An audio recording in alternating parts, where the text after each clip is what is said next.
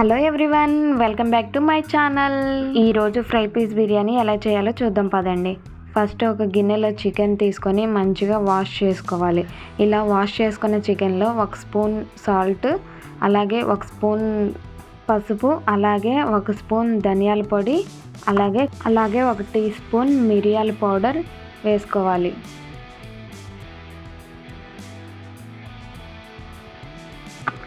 Two table spoons కారం, 1 table spoon garam masala, ఒక నిమ్మకాయ చెక్క తీసుకొని లెమన్ జ్యూస్ వేసుకోవాలి. ఒకటి సరిపోయిద్దండి.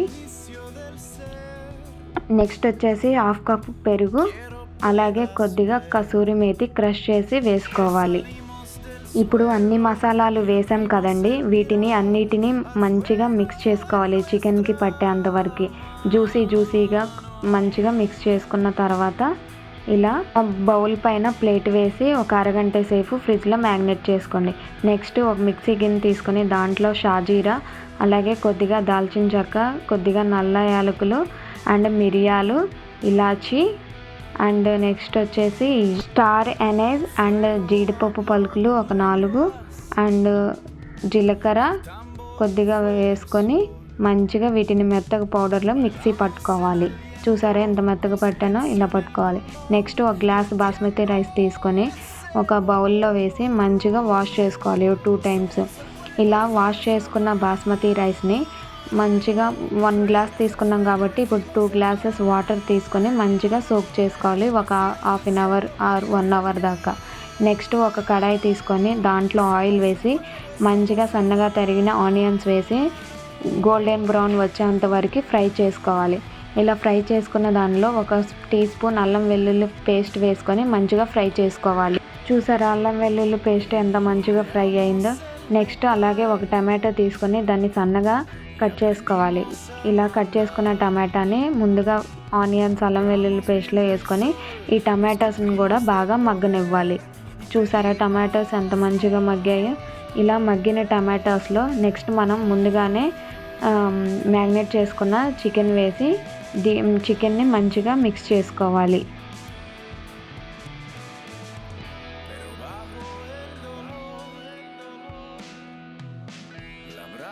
ఇలా మిక్స్ చేసుకున్న తర్వాత లిడ్ పెట్టి ఒక 30 మినిట్స్ దాకా చికెన్ మెత్తగా అయ్యేంత వరకు బాయిల్ చేసుకోవాలి. చూసారా చికెన్ అనేది ఎలా ఉడుకుతుందో. ఇలా ఉడికిన చికెన్ని మళ్ళీ ఒకసారి మొత్తం మిక్స్ చేసుకోవాలి. ఇలా మిక్స్ చేసుకున్న తర్వాత ఫస్ట్ మనం గ్రైండ్ చేసుకున్న పౌడర్ని 1 టీ స్పూన్ తీసుకొని చికెన్లో యాడ్ చేసుకోవాలి. ఆ పౌడర్ అనేది చికెన్లో కలిసేంత వరకు మనం చికెన్ని మంచిగా ఫ్రై చేసుకోవాలి.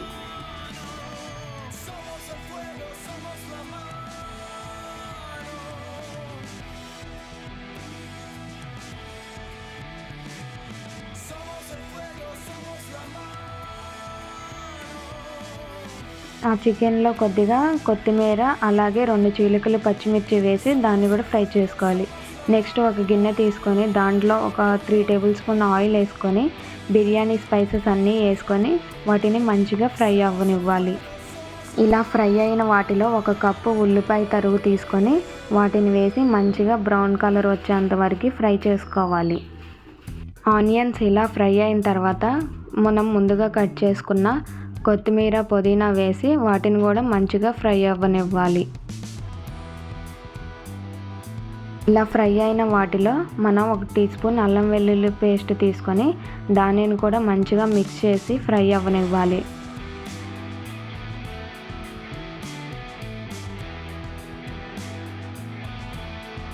ఇలా ఫ్రై అయిన దాంట్లో మనం ముందుగానే పౌడర్ చేసుకున్నది 1 టేబుల్ స్పూన్ యాడ్ చేసి దాన్ని కూడా మంచిగా ఫ్రై అవ్వనివ్వాలి పచ్చి వాసన లేకుండా.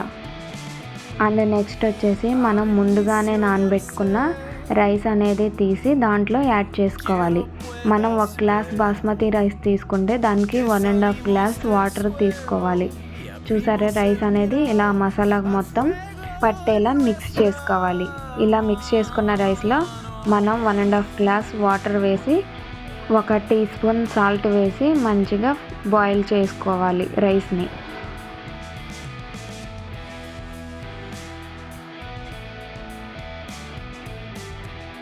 చూసారా రైస్ ఎంత చక్కగా ఉడికిందో, ఇలా పొడి పొడిగా ఉడకాలి.